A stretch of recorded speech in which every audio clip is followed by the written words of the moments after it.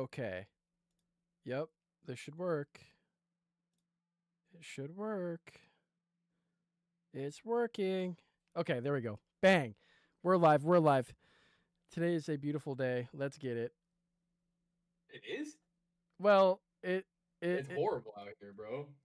I Like, I I it's love raining so fucking bad. I love the rain. I love being out in the rain. It's that's Well, I just mean, me though. it's not that I don't like the rain. It's just like it's crazy how much is coming down over here. Oh, it's really bad over here too, but I love it. It's one of my favorite things. Um we've got a lot of news to get into with regards to NFL free agency. The free agency has been wild. Trades have been wild. This whole week so far has been wild. I mean, if we had this at the end of free agency and the trade deadline in the middle of the season, that would have, I mean, it would have gone down as the craziest NFL Oh, free I mean, agency trade deadline of all time. yeah. But, I mean, we're getting it now. And I think the biggest news that we have to go for first is the Max Crosby trade. Yeah. Right? I mean, Yeah. I didn't put it in the doc because I think everyone knows, but this is probably the weirdest trade slash failed trade in the NFL, at least, to happen in the past, God, 10 years, probably, I would say. Like, we haven't seen something like this happen in a long time, at least in the NFL. If you're a follower of soccer, I mean, this happens like yearly. You know, somebody fails a physical and then the teams are like, get me away from that. I don't want that. I I mean, don't want that's anything the to do fucking with it. that's the story, but I don't know. It just seems a little bit weird. And Mm-hmm. if you thought he was gonna pass that physical, I don't really know. Like, we know he had a fucking surgery, so like he was probably gonna fail it no matter Yeah. what. I mean, he just had surgery on his meniscus. Yeah, so Like, like I don't literally. know how you could ever pass a physical if you had a surgery on No, your meniscus. you wouldn't. And you can't.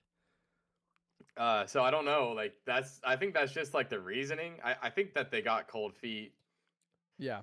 I don't know who made the decision uh to do the trade and who made the decision to back out, but I feel like it was just one of those things where it was like, Well, Tom Brady might have gone a little bit too crazy on the fucking I I on the wouldn't. button.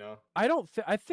I think the Raiders genuinely wanted to make the trade because I heard that they were listening to actual like trade Well, offers no. today for him. I think they want to. I think they wanted to make the trade. I just think Tom Brady talked the Ravens people into Oh. something bad, and then they kind of had a come to Jesus moment when.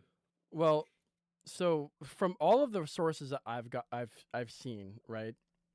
Apparently, first of all, the GM of the Ravens was really disappointed. He said, "quote gutted, disappointed doesn't even begin to describe it on the trade falling through, right?" And so I'm thinking maybe like they talked the Ravens into doing it, and then the Ravens owner was the one that was like, "No." Because that same day, from the reports I've read, Trey Hendrickson and um, Max Crosby were both in the building at the same time, talking with the it's team, awkward. and they did the trade, announced the trade. Trey Hendrickson's like, "I was gonna sign this deal. What happened?" And I think the Ravens, after he said I was gonna sign the deal, said, "Oh shit!" Like Trey Hendrickson's younger and cheaper. I mean, granted, he's cheaper by like 2 million, but still cheaper. And they're Well, like, it's not. okay, It's not. I mean, it's cheaper because he's a free agent, like, and where Max Crosby isn't. But like, right. also, we have to be honest here. I mean, Trey Hayden, it's not. In my opinion, it's not close. Crosby's a lot better, Oh yeah, 100%. I agree. And even though he's older.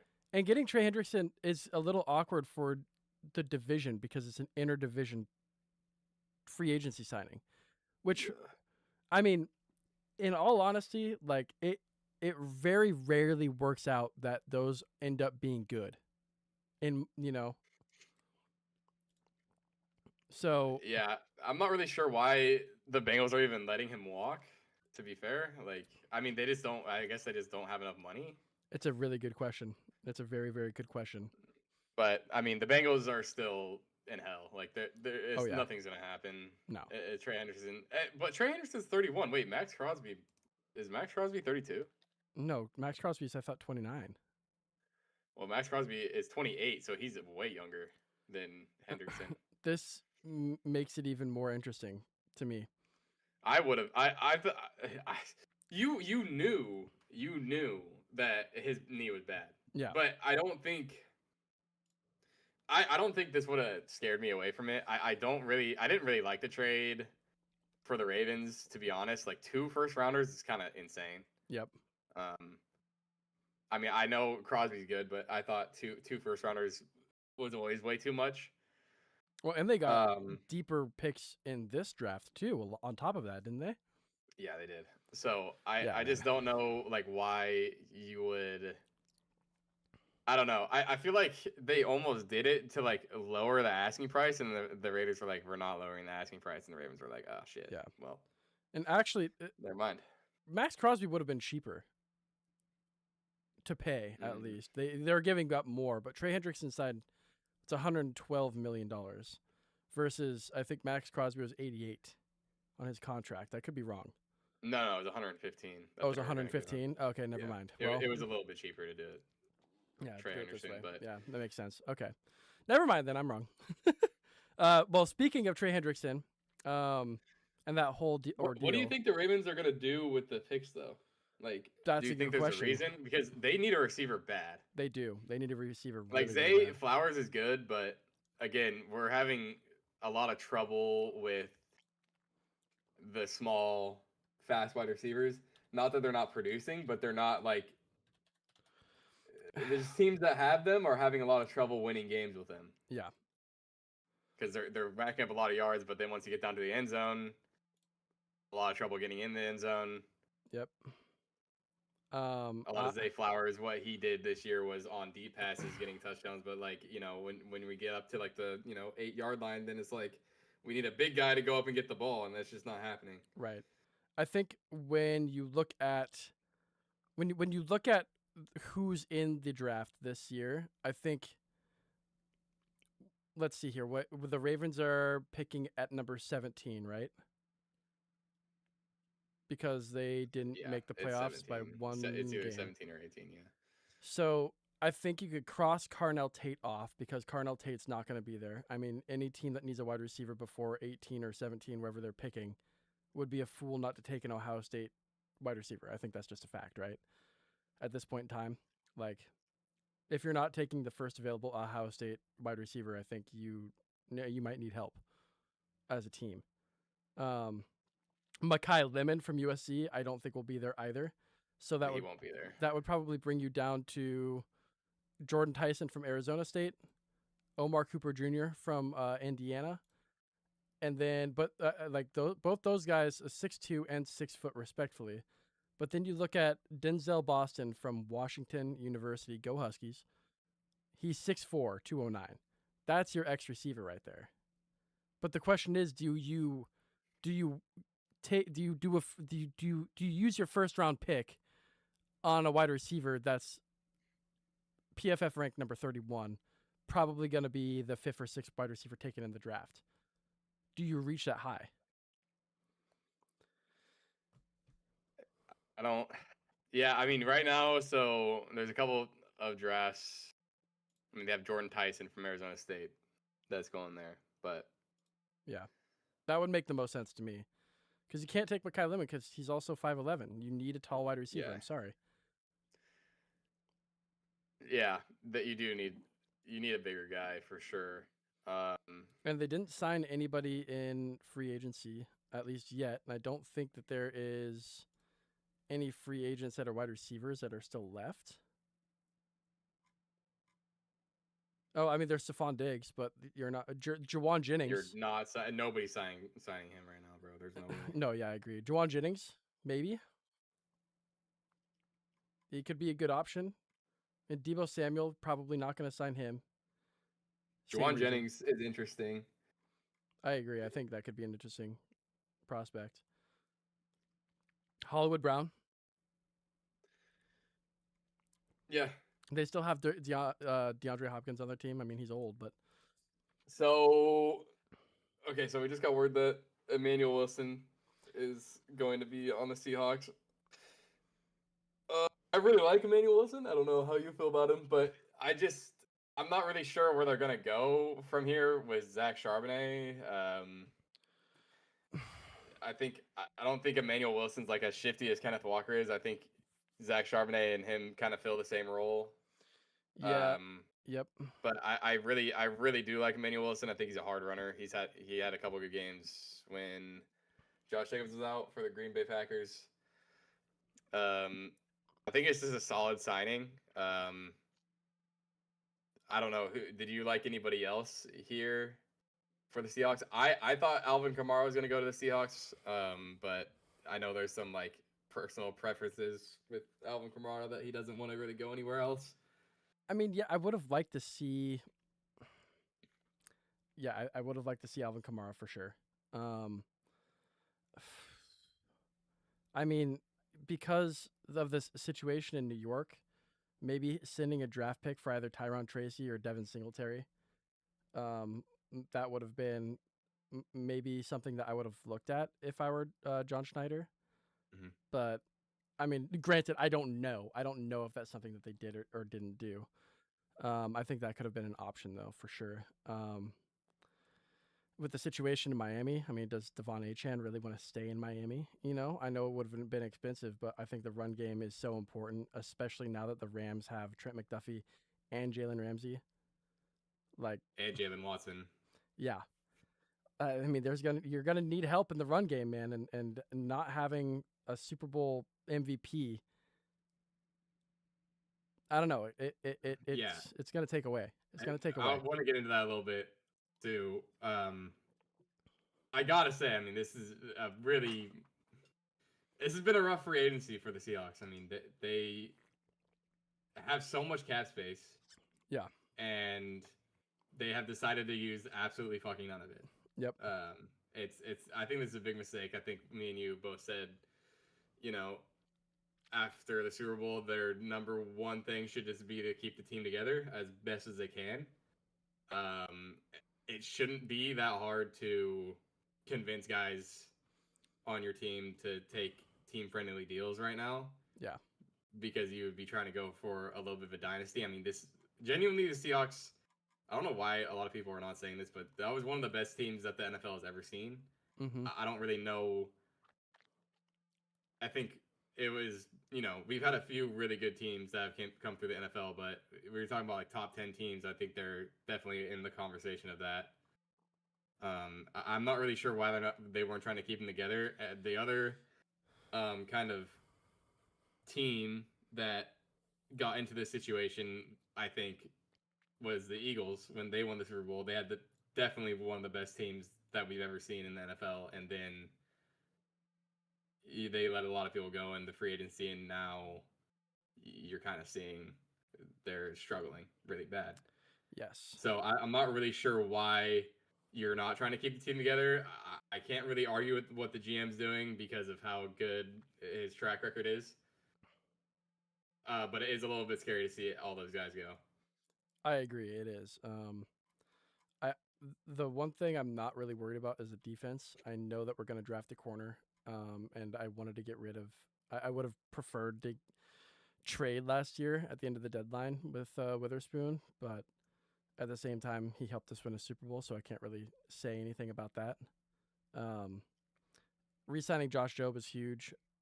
A lot of the guys, like Drake Thomas coming back, is going to be big. Ty Okada is going to take over Kobe Bryant's role. Yeah, you guys still have your interior too, right? Your interior D line. Yes, we do. Yep. Both the D tackles. I think you guys might have both edges too. We do. Which is big. Yeah. And our linebackers are all the same. So you're really just looking. No, you guys lost Mafe, right? Oh yeah, Boye Mafe is gone. Yeah, but that's fine because we have Tyrese Knight. Tyrese Knight, as we know. Yeah, Tyrese Knight. Yeah, he was very good. He's a dog. And I think Tyrese Knight coming in, not signing Boye Mafe to a deal, And honestly, like the Bengals need that help for Boye Mafe to come in and be a Bengal and hopefully show them how defense is supposed to be played. I mean, you look at the Bengals, they spent what 60, 100, 126.25, so 126 million in a quarter on 3 players, all on defense. Brian Cook from the Chiefs, Boye Mafe from the Seahawks, and Jonathan Allen from the Vikings. Maybe their defense will actually like pick up a little bit. I'm rooting for them because they're going to need all the help that they can get.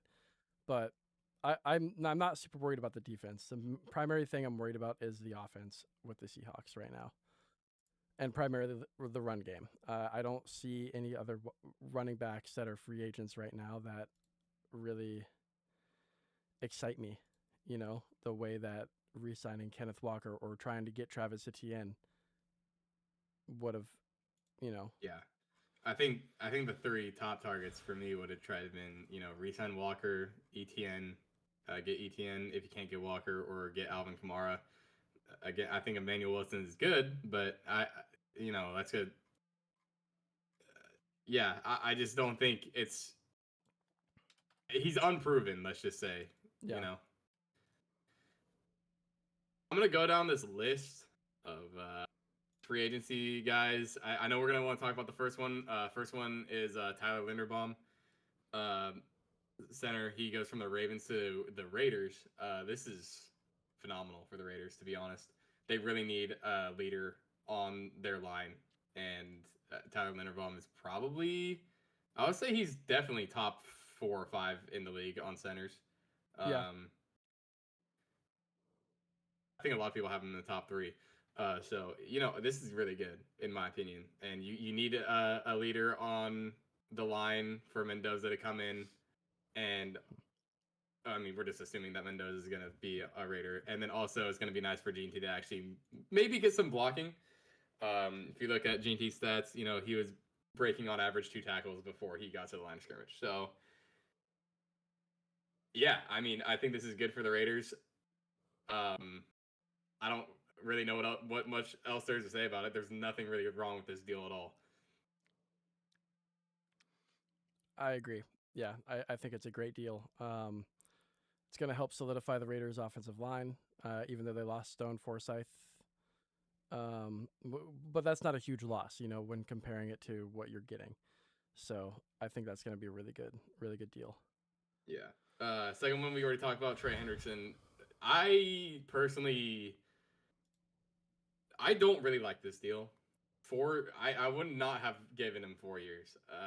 He's 31, so that contract's gonna come up when he's 35, and he's an edge, and that's good, right? Like you need an experienced guy on the edge, but it's a little bit different. But with Chris Jones, we've seen for the Chiefs, in his later years, we've definitely seen a decline, and I just worry with the Ravens, like 112 million for 4 years. I mean, that you're looking at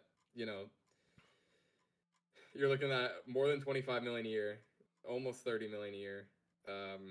It's a lot of money to pay for a 31-year-old on the edge, and especially I don't think it's going to really start to kick in until probably 2 years into this deal, and then you're going to really see a sharp decline on what's going on their pass rush.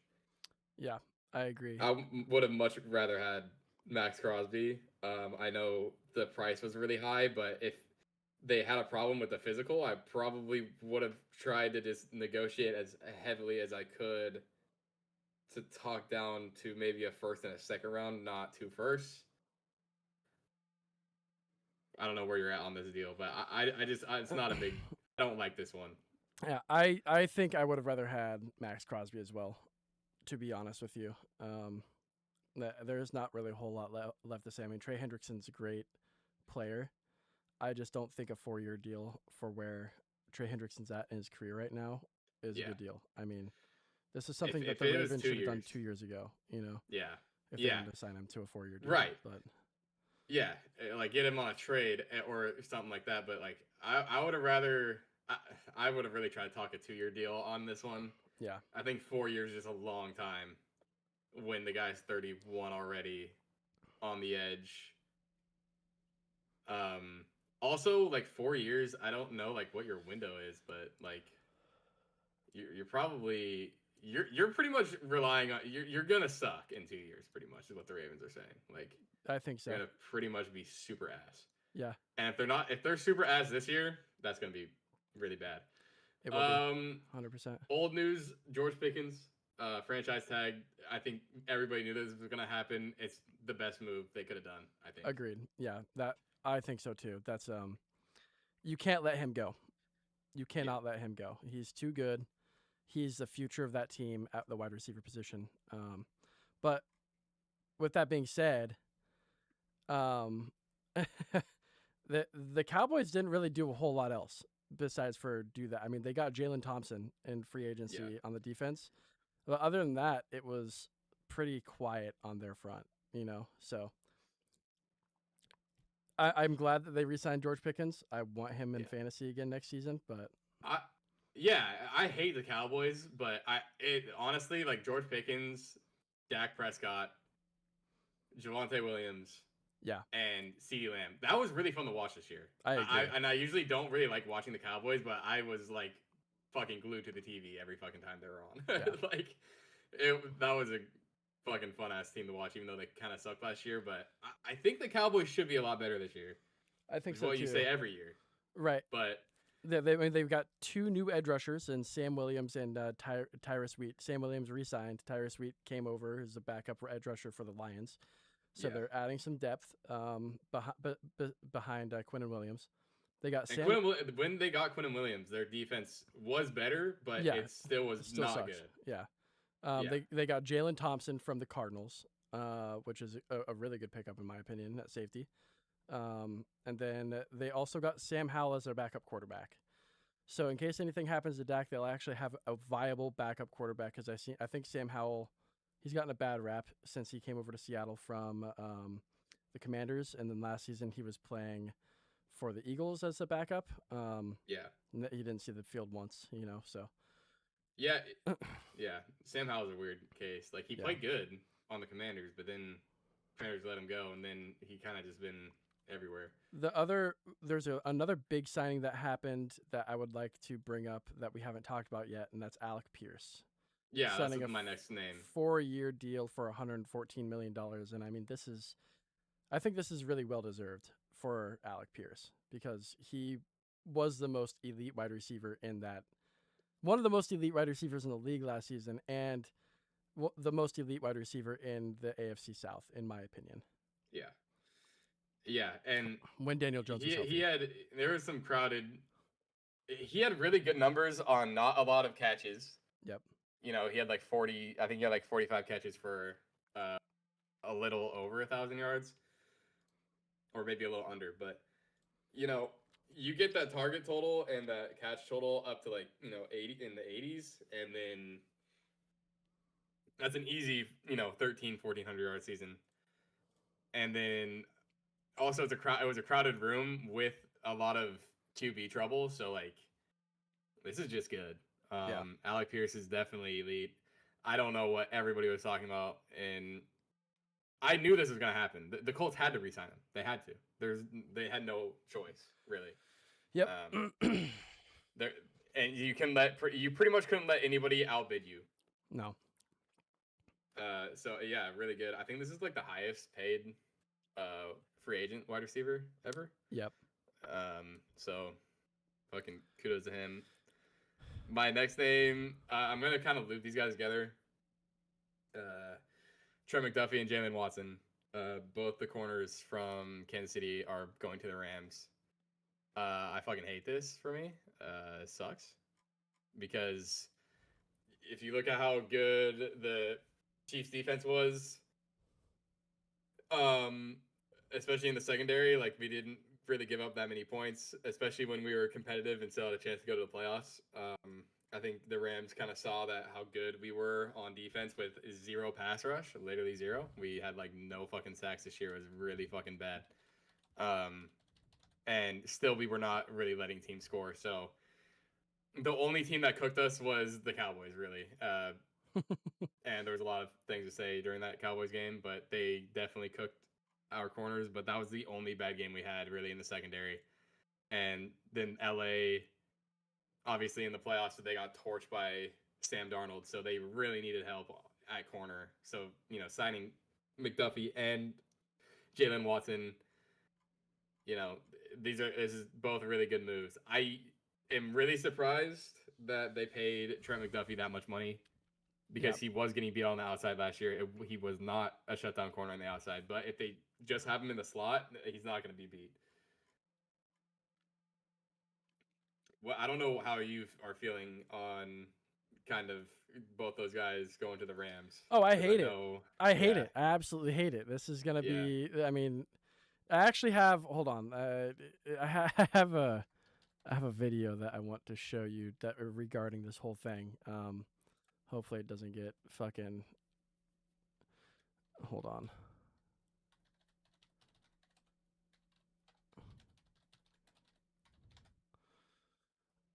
Let's see here.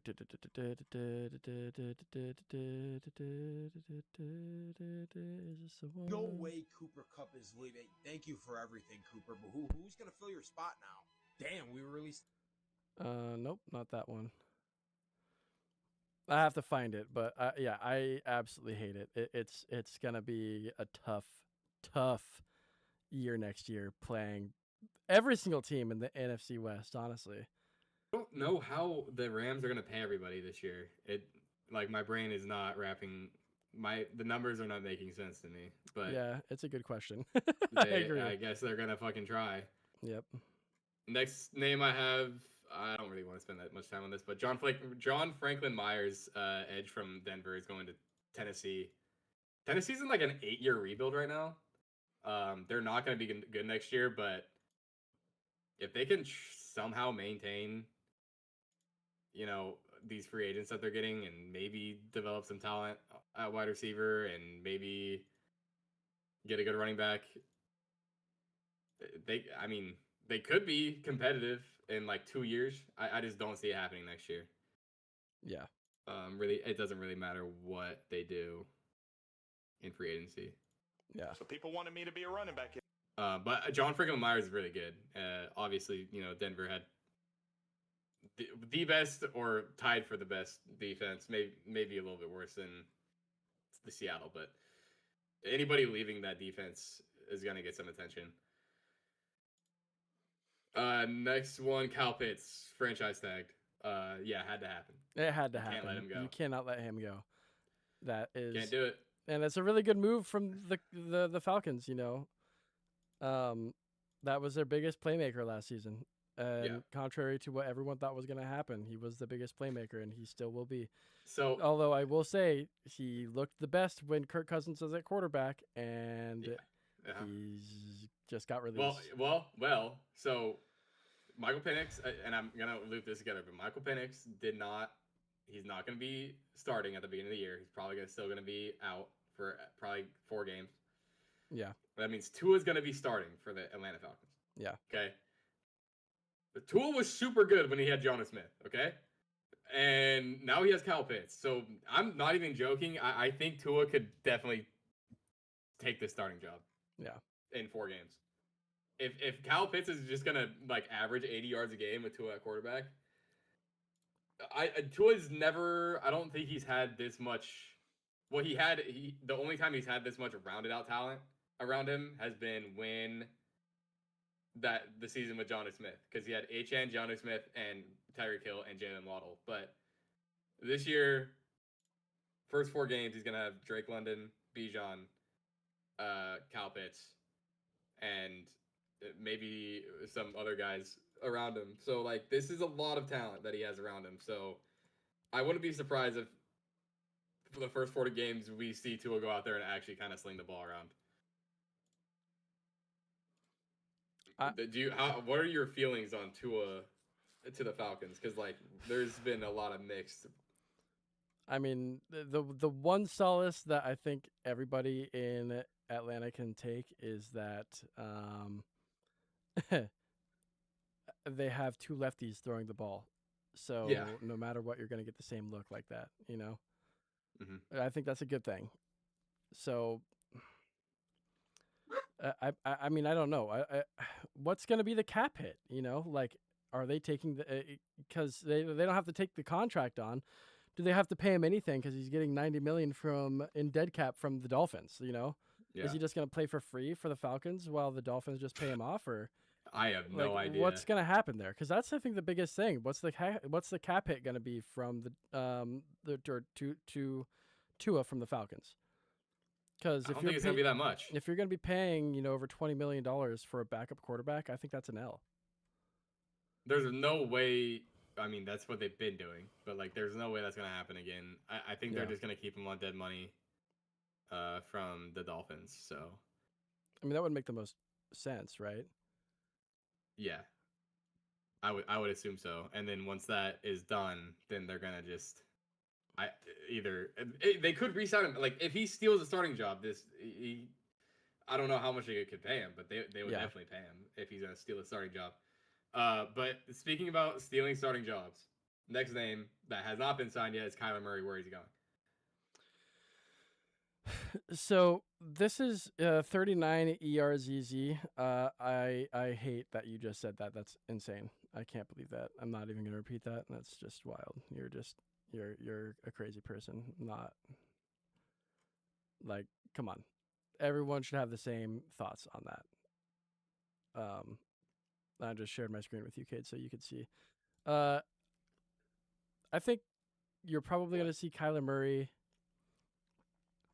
Either A, he's going to not play football anymore and he's going to go into the MLB. Okay, interesting. Or I think he's going to go to the Pittsburgh Steelers. Bro. To go be the backup in Pittsburgh. Okay.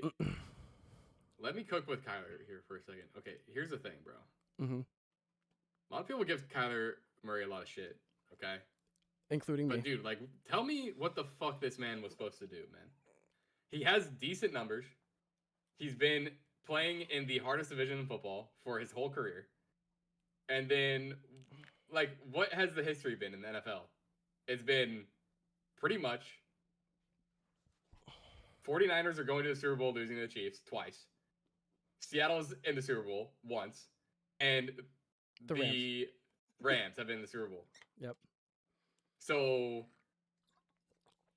now we're on 4 out of like the 6 seasons he's been in the NFL. His division has been at the complete very top of the NFL. So like, genuinely, like, what was he supposed to do? He's been playing. He played pretty well. He has. I think he has a little bit of a motivation issue, but I think I would also have a motivation issue if I was playing for the Cardinals in the AFC or the NFC West. Yeah, that's fair. So you think he's gonna go to the Steelers? I think Minnesota is a good fit. A lot of people I didn't think about that. Okay, fit. Yeah. Would you? I mean, would you not say though that? Hold on. I would honestly think that Jimmy Garoppolo, or even maybe not Tyrod Taylor, Kirk Cousins making a comeback and going to the Vikings. You know, like I could see those two things. But Kyler Murray going to the Vikings, is that a good decision for the Vikings? Like, yes, dude, JJ McCarthy is not the move, bro. But is Kyler Murray the move over? Yeah, I think he's over definitely over 9. I mean, yes. I think he's probably. Unless are you trying to soft tank? Yeah. You're trying to soft tank. You're trying to soft tank if you're the Minnesota Vikings right now. Right now, if I'm Minnesota, dude, they have the defense. They have the defense. The running back is a little questionable, but they definitely had the wide receiver core. Yeah. And they don't have the quarterback. That's true. Kyler would get you somewhere. I mean, he's been playing in the hardest division in football for a while. But I think there's only a couple places he could go. Like, yeah, probably the Steelers, because somebody's gonna have to replace But again, he's 28, so you're wasting 1 year on that.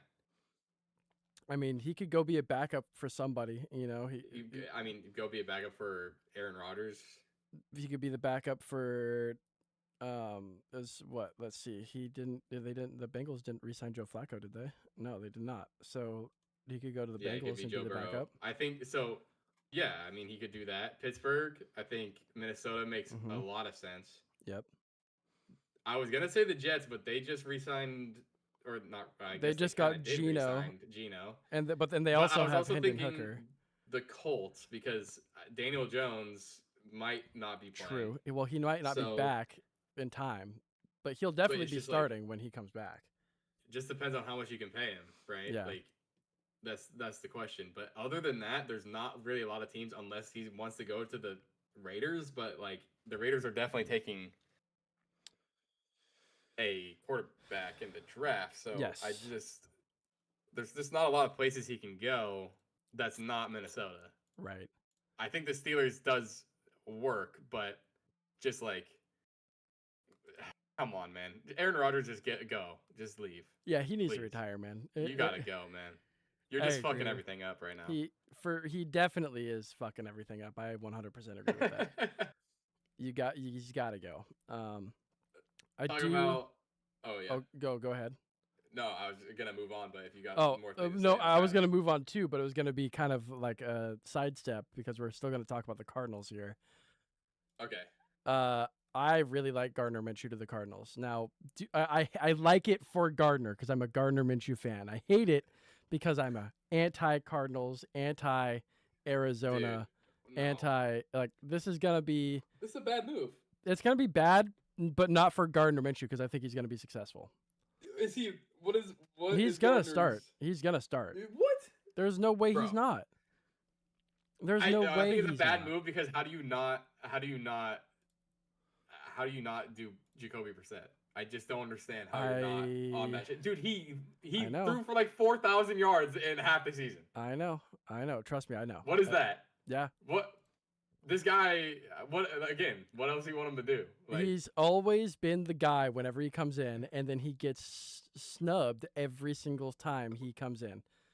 Yeah, and it's ridiculous. 4,000 yards in like 10 games. Yeah, I know. What the actual hell, bro? If he would have played the whole season, he would have broken the single season passing record for sure. MVP at 6,000 yards passing, like bro, MVP not even making the playoffs. Suck. Yeah, you guys lose, but like you have 6,000 yards. Yes. Passing, like right. What are we doing? No, I 100% agree. I think he should be the starter, but I think Gardner Minshew coming in, I think they're going to start him at the beginning of the season. Is he going to be the starter at the end of the season? I don't know. I hope he's successful. Well, you have to remember that Gardner Minshew has a torn ACL right now. That's true. He does. That is very true. I don't know how. I mean, I don't know if he can go in and start. I think he's probably going to be QB2. I did forget about that. If Jacoby Brissett is still on the Cardinals, which he should be. He deserved he definitely took that spot away from Kyler. I mean, that's what happens when you throw for 4,000 yards in 10 games. Like that's just gonna happen. Pretty much no matter who you are. Yep, that's gonna happen. I do want to say, the Cardinals did do some work in free agency too, with getting Tyler Algier, which is a really good pickup. I think he's gonna be the number one running back there for a while. Like he's young, he's good, he's gonna be the guy. But the one name out of actually, there's a couple of names. There, 1, 2, 3, 4, 5, 6, 7, 8, 9. They've signed 10 guys from different teams in the past 3 days. Okay, and the one that pops out to me the most is a re-signing, LJ Collier, coming back to the team for only $2 million. He's a really good interior defensive lineman. Has been his whole career. He's 30 years old, and getting him at a league minimum for his experience is like so good, in my opinion. Yeah. It is. Yeah, that's a ridiculous signing. I think that the Cardinals did. And I think the Cardinals so far have done the best in free agency for their team, next to the Raiders, and the Panthers. Yeah, but I think the one big mistake they made was re-signing James Conner. I think that was really freaking dumb. That was I agree. super dumb. Yeah, I don't know think what they were going for there. I think that they're just James Conner loyalists, you know. But that's just me. Let's go to. Well, we can kind of talked about Boye Mafe already. He's going to the Bengals. Pretty good. Yep. Here's what I'm a little bit confused about, and I don't know. You can tell me if I'm wrong, but okay. So Devin Lloyd from the Jaguars, linebacker. He goes to the Panthers on a 3-year, $45 million deal, but Boye Mafe got a 3-year to the Bengals for 60. Am I crazy, or is Devin Lloyd? How is he not as expensive as Boye Mafe? How does that work? Boye Mafe just won a Super Bowl. That's it. Like that gives you 15 million. I think I probably could put you over the line, but I genuinely don't know, because I mean Devin Lloyd was a huge piece of that Jaguars defense last season. Yeah. And I think they should have. They had a bad game against the Bills. Everyone knows it. If they beat the Bills, they're going to the Super Bowl. They have a chance to win the Super Bowl against the Seahawks, in my opinion, right? And I think genuinely, I really do think that Devin Lloyd maybe took a pay cut because they paid Jalen Phillips so much. And the Panthers came in and were like, listen, we're trying to build a championship team here. We're signing all these guys. We don't have enough money to pay you the same exact amount that Boye Mafe just got paid. But you join our team, we're going to the playoffs, we're going to make a run. And I think that maybe enticed him to maybe take the deal. Yeah, maybe. I just don't, man. Yeah, I don't know. I mean, if the plan is to go far, I don't know how you pick the Panthers over the Jaguars here, unless it's just all money. But the Panthers, I don't really see them getting past 10 wins next year. They barely got to the playoffs this year at 8-9. I think they can. I think they'll improve off of last season. I mean, they've been in a steady improvement zone, right, from the season before, going to missing the playoffs, being last in their division, and then suddenly climbing to get into the last playoff place, almost beating the Rams for a second time to knock them out of the playoffs in the wild card round, and signing. They got Kenny Pickett as their backup. Okay, fine.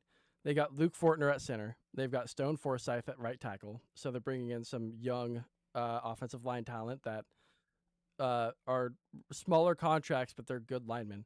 They re-signed David Moore. They get John Mechie from the Jets, which I think is a really good deal, because John Mechie, as we know, can be a really good slot receiver and will be a good slot receiver in this offensive system, in my opinion, especially playing off of Xavier Legette and Tetairoa McMillan.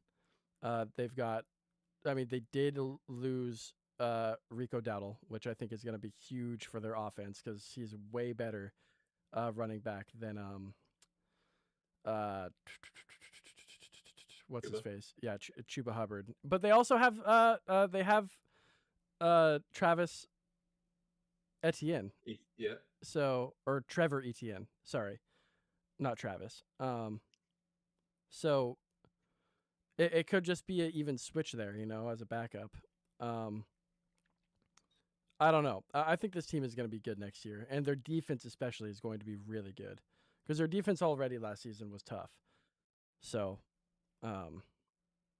I think this is, good business by the Panthers to be able to get Devin Lloyd for 3 or $45 million. No doubt. That's a huge. I don't know how they did it, but if I had to guess, it's because they're like, listen, we got Jalen Phillips. You want to play next to him? He goes, yeah. What was my pay cut? What am I doing? So, let's see. Next guy coming in here. Before that, I can see what you're saying. I just need to see it happen before it does, because this year, for sure, I thought that the Panthers were going to be good, and then, to be fair, they made the playoffs, but they were 8-9, and it was really, really weird.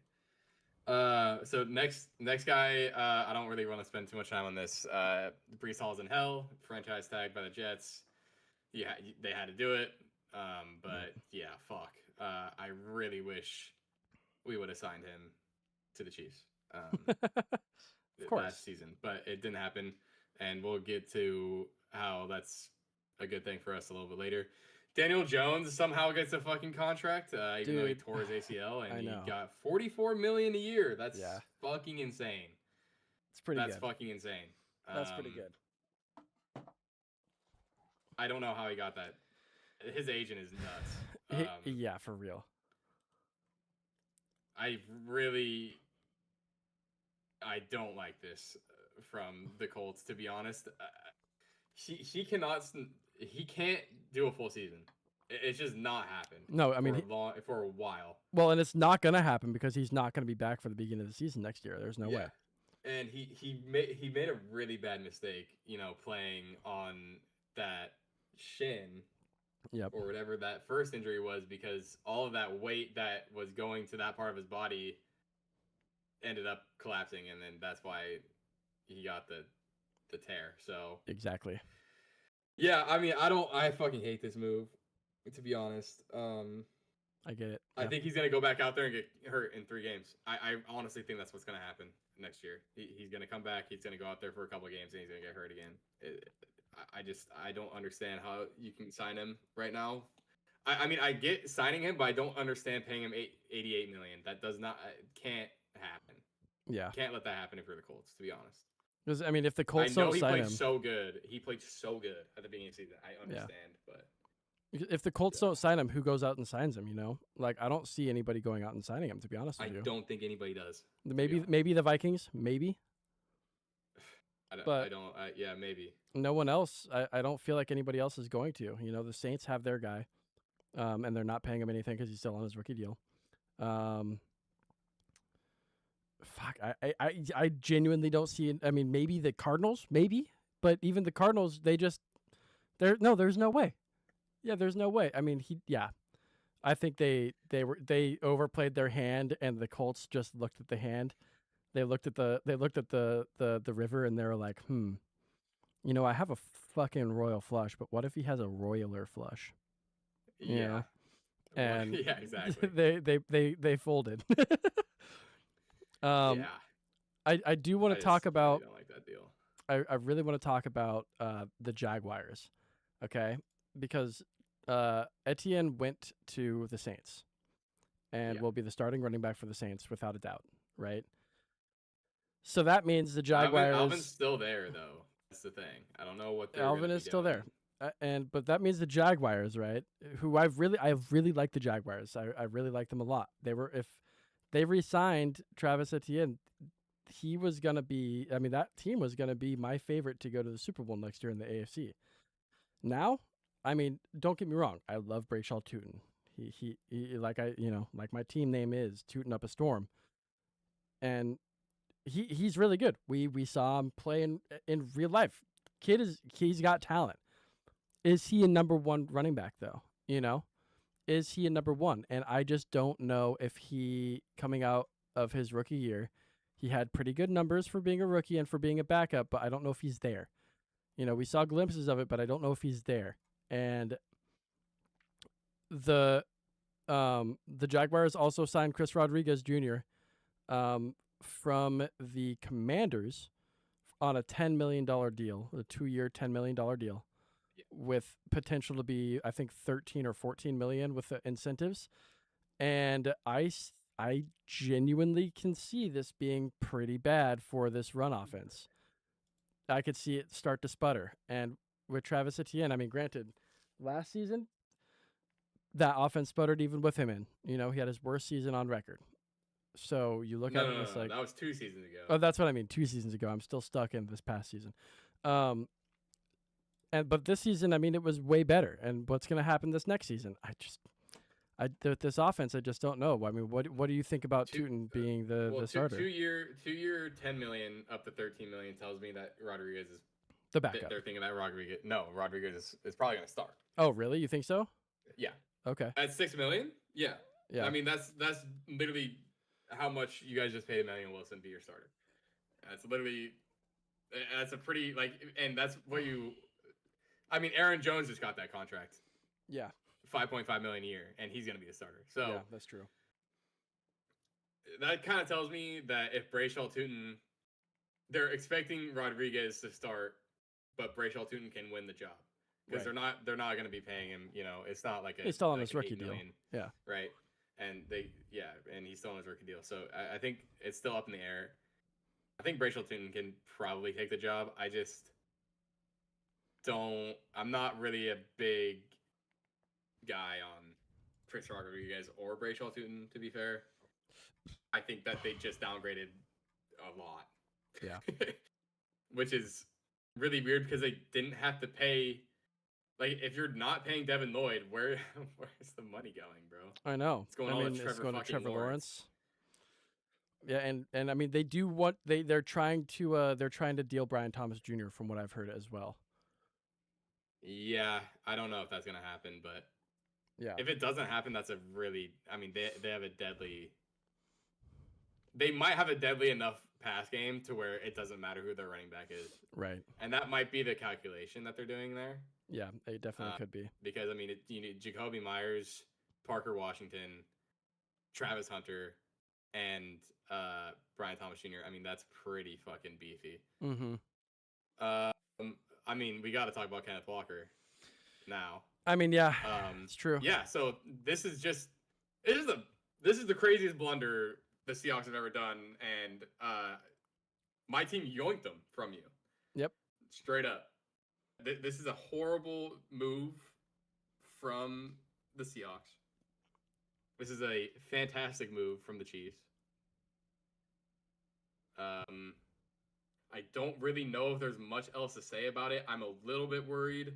We haven't had a shifty running back in a long, long time. It's been a long time. Since Damian Martinez, or since Damian Pierce. No. God damn, what's this guy's name? I can't remember his name.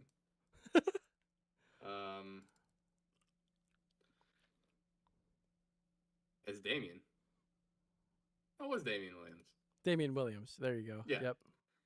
I was right the That's first his time. name. Yeah, we probably haven't seen a shifty guy at running back since Damian Williams, the season before COVID.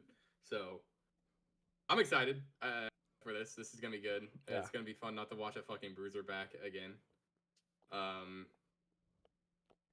We really needed help on the run game. We needed help blocking, and we needed help running. We had like such bad communication from the Chiefs. Like, when our blocking was good, our running back could not find the hole, and when our blocking was bad, there was no hole. So then it was just bad.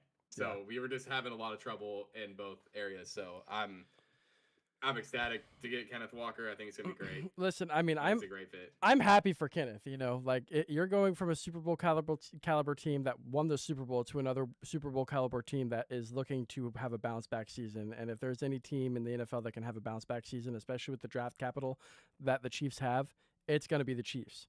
And I think, especially, you know, I've been saying it. I know you disagree. I think the Chiefs are going to take Sadiq in the first round. I think with Sadiq and Travis Kelce in double tight end sets, that running game is going to be dirty. It's going to be disgusting. Yeah, that would be disgusting. I just don't see how that could. I mean, he's getting mocked. Sadiq is somehow being mocked at 20. That's right around. That's right around where he should fall, in my opinion, considering everybody else's tight ends that they've got. That is early enough in that draft. I think that's right, bang on, honestly. But I guess we do need to speak about drafting because pretty much everybody mocked Kansas City at 9 taking Jeremiah Love. Mm-hmm. And that's definitely, and I thought that could still happen, to be fair. There's no way. I was still like, well, not anymore, but when we first signed Kenneth Walker, we didn't have any details on the contract. I was like, they could still draft Jeremiah Love. This could still happen. Right. But then when we got the 3 years, $43 million, I was like, okay, no, they're not. They can't do it anymore. Yeah. 3 years is too long. If they did like a 1 year, even a 2 year deal, 2 year deal, I probably still would have been out. But like a 1 year deal, I think I would have been in. But 3 years, $43 million is too much. I mean, listen. So now they take. I think they probably take Caleb Downs now. They because Brian Cook, which we're gonna get to in a second, Actually, that's like my next guy that I'm going to bring up. But Brian Cook just went to the Bengals for 3 years, $40 million.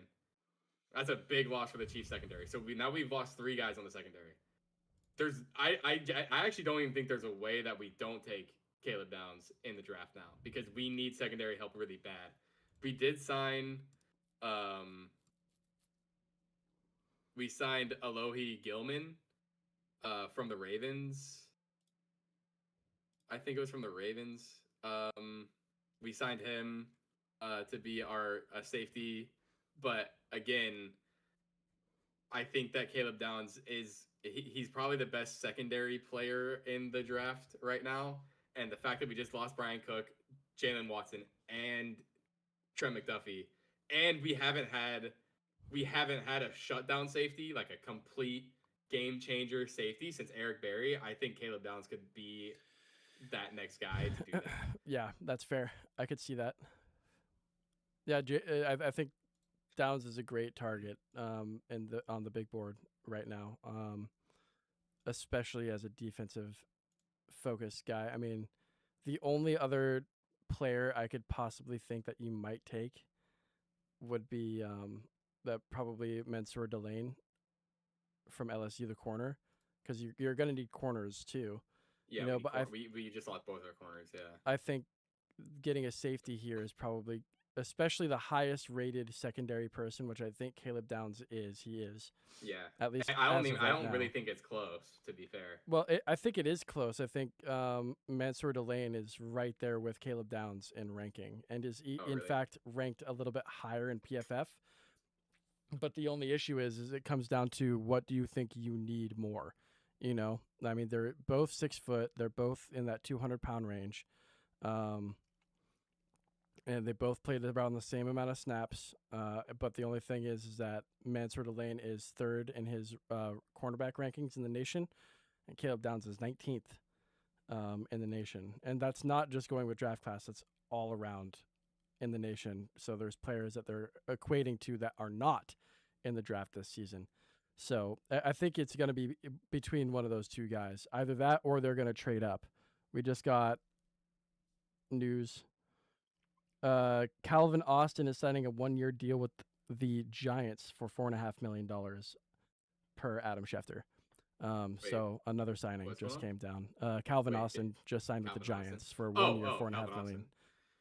Which makes sense because they just got Wan'Dale gone, so they need the next 5'8" guy to come in and take his spot. Exactly. Where I'm like, just re-sign Isaiah Hodgins, man. Just get him back. He's so good. No one sees talent. It's crazy to me. I don't understand. He had a phenomenal season 3 years ago, and then they were just like, we're not going to throw you the ball anymore. I know. It's crazy. Yeah, you had probably the best season a wide receiver 3 has had in a very long time, but no. So anyway, yeah, I think you're right. I think it's going to be one of those two guys. It's definitely going to be the 8 or 9 position, corner safety, and Caleb Downs or Mansour Delane going to the Chiefs in the draft. We have a lot of I think you're probably right. I mean, the only thing that I would not want to do, I do not want Makai Lemon.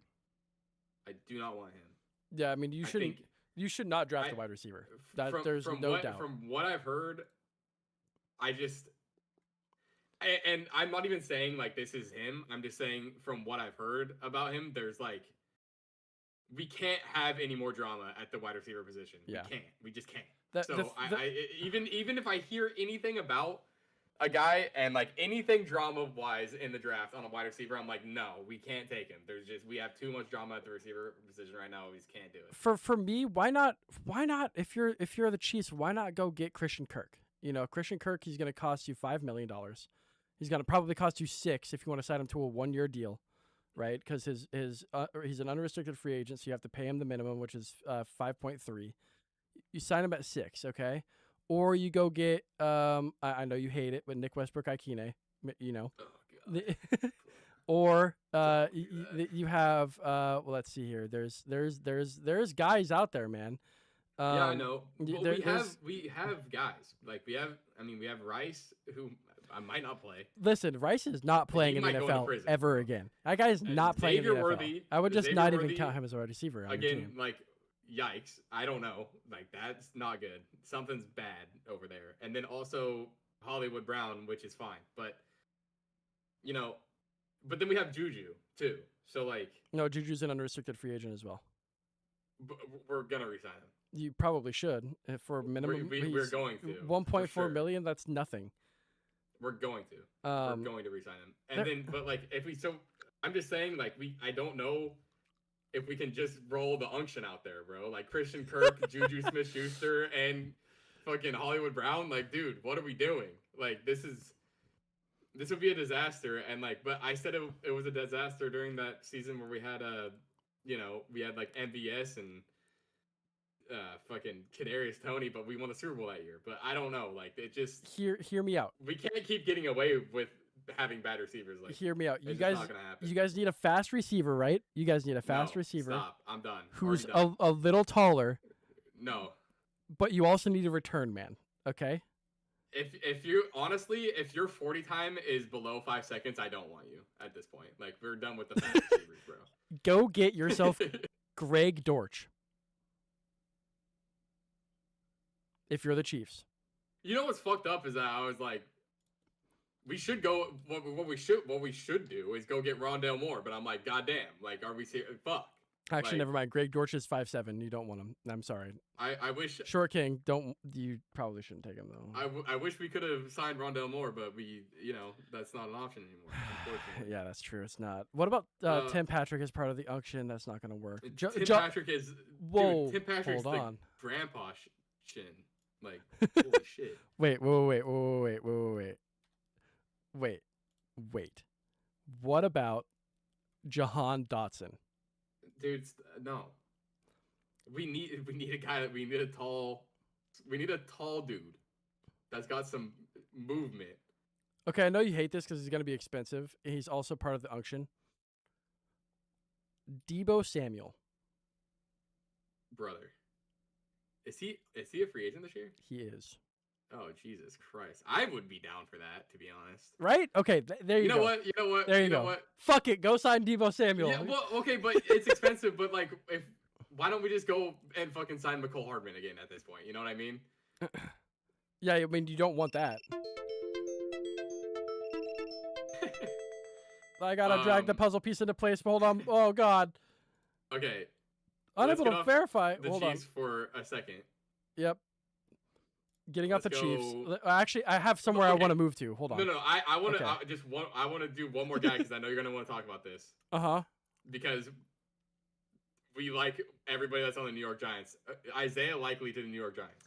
I think. Okay. Yeah, that's actually a really good shout because this is a really interesting move for the Giants for me. Okay, because if you look at the Giants tight ends, they have really good tight ends. Yes. Already. Okay.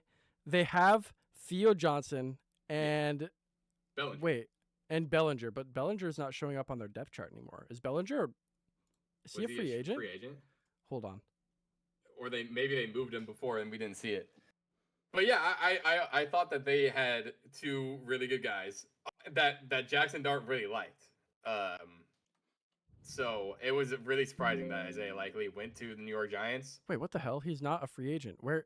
I don't know why he's not showing up. But yeah, I think this is a great move for the Giants. No, I mean, I think Isaiah Likely is the future. I think he should have been the future for the Baltimore Ravens last year. I was surprised that they kept having Mark Andrews go on the field, to be honest. Yep, same. I really like Isaiah Likely. I think he's a really good target for Jackson Dart. Yep. He's a pretty good blocker, really good route runner, has really good hands. Agreed. I was really surprised when he went to the Giants. But he's gonna be following Harbaugh over there. Obviously, Harbaugh. It was like his first thing that he did when he got over there. He's like, I want Isaiah Likely. Yeah. I love this from the Giants. Oh, Daniel Bellinger went to the Titans. I see. So that makes way more sense. Yeah. So yeah, they're gonna be pretty lethal, and when they get Scat back and they go double tight with Isaiah Likely and Theo Johnson, I mean that's gonna be pretty deadly, especially if they're gonna have a lot of double tight sets where you're gonna have Theo Johnson do a little sneak into the seam, and it's gonna get a touchdown like every fucking time. They're just gonna play action to scat and then go and hit the seam. It's gonna be nasty. Yeah, I think so too. That team is gonna be fun to watch next year if they stay healthy. Um, I kind of want to move to the Titans a little bit just because I looked up Daniel Bellinger. The Titans just kind of threw a bag at everybody, bro. Yeah, no, they did. They went, hey, Wandell, 4 years, 70, and he goes, yeah. Alante Taylor, 3 years, 58, and he goes, sure, yes. Cordell Flott, you want to play with Alante Taylor? 45 million, 3 years, okay. Daniel Bellinger, 3 years, 24 million. You're gonna be one of the highest paid tight ends in the NFL, okay. Jake Martin, linebacker, 2 years, 11 million. Austin Schlottman, center, 2 years, 9 million. Jordan Elliott, defensive lineman, 8 million. Tommy Townsend, the legend punter, Oh my god. $5 million. Tommy Townsend? $5 million, 2-year deal. Morgan Oh, God. Cox, league minimum. And then they got Mitchell Trubisky as their backup, Malik Herring, and Joshua Williams as their backup corner as well. Like, they kind of did work. And honestly, name one running back in the past 3 years that has been successful for the Titans. Tony Pollard. Since Derrick Henry left. Tony Pollard. Yep. Kind of. Where are the Titans picking in the draft? Yeah, I know. They're going to take Love for sure. Welcome to Tennessee, Jeremiah Love.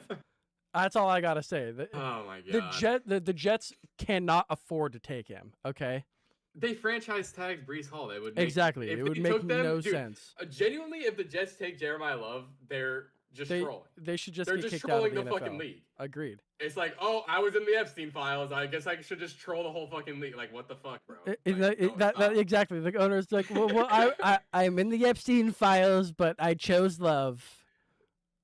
Bro, crazy. We can't say that. Is that not okay? I don't think that's allowed. Well, shit. Bro, fuck. But yeah, no, like for real, like.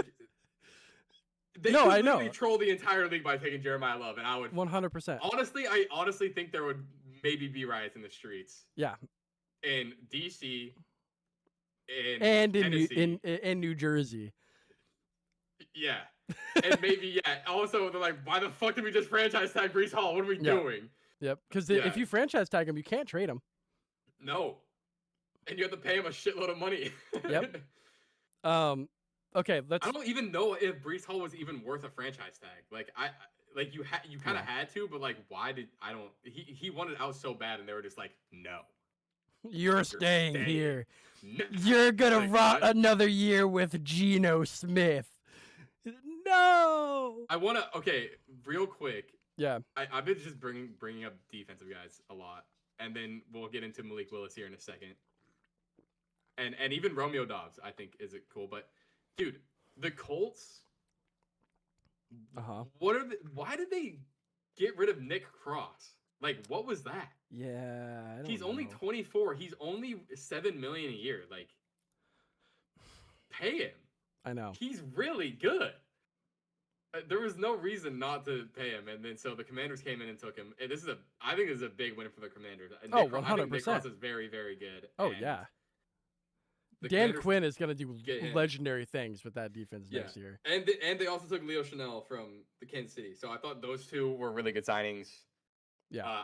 When I heard that Nick Cross went to the Commanders, I was shocked.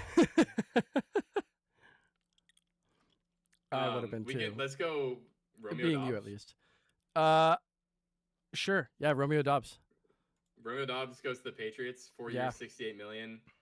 I think that pretty much solidifies that Stephon Diggs is not coming back to the team. Stephon Diggs, yeah, definitely not. And I've said this for like the past year, but Romeo Doubs is unstoppable in the red zone. He cannot be stopped. So he's kind of just going to take that role that Stephon Diggs took. Yeah.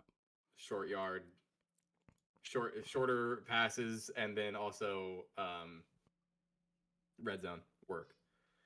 I really like it for Drake May, to be honest. I think it's really good. I think the only thing that the Patriots need to do really is try to get A.J. Brown. They really need to try to get A.J. Brown. If they can. Agreed. I mean, well, I don't know if they need to get AJ Brown, to be honest with you, because they have Kyle Williams, they've got Keishawn Boutte, and they've got now Romeo Dobbs. I think that's a pretty good. I think it's pretty good. And they also have Mac Hollins, who's also, I mean, that's your X. You know. Yeah, but he's like 32. I know, but Romeo Dobbs could also be the X. But I think that's what I think you're right. I think they are pretty good. Yeah, I don't think they need to get. They just went to the Super Bowl and they lost. Yeah, but like to the best team that we've seen in the decade. Yeah, I know, but their wide receivers are just like pretty good. Like, I think you need a guy like that's gonna like elevate this fucking room a little bit. I think Romeo Dobbs does that a little bit. But you know what other Dobbs is on the team that'll even do it more. That's right, Josh Dobbs, baby, backup quarterback. That's the only other Dobbs I can think of. It's I think the only other Dobbs that's in there. All right, let's get into another quarterback. Yeah, Malik Willis. Dolphins, fucking fabulous. Banger, honestly, I love it.